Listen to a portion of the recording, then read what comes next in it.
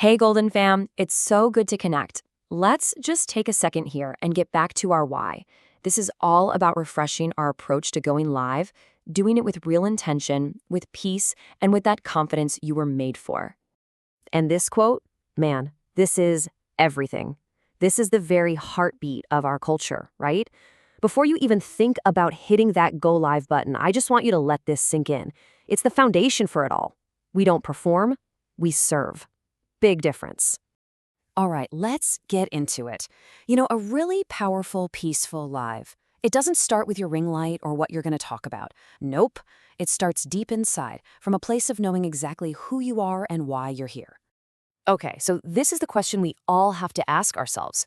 Are we creating from our identity or from a place of insecurity?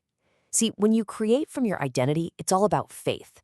It's about purpose, and confidence just flows from that. But when we're creating from insecurity, that's all about comparison, fear, always needing that next bit of validation.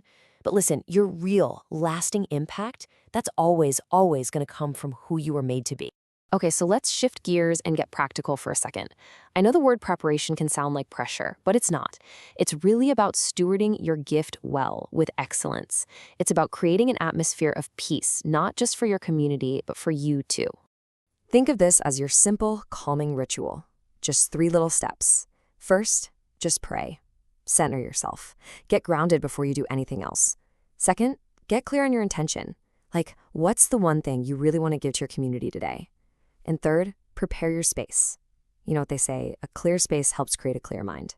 It seems small, but I'm telling you, this little routine builds some serious, unshakable confidence. And that's really why this matters so much. A prepared live is a powerful live. When you take the time to prepare, you're not just checking boxes. You're actually honoring your gift, you're honoring God, and you're honoring every single person who shows up for you. So the big question is, how do we take all that prep and turn it into calm, confident leadership when we're actually live? The answer is structure. And listen, structure isn't this rigid thing that boxes you in. No, it's the very thing that sets you free. It gives you these anchors to hold on to so you can lead with confidence instead of feeling like you're just lost at sea. And here are your 4 main anchors. A good, warm opening, your main topic, the core content, taking a moment to reset the room for anyone who just joined, and a really intentional closing. When you have these in your back pocket, you can just be present. You're not stressing about what's next, which means you can focus on what really matters, authentically connecting with people.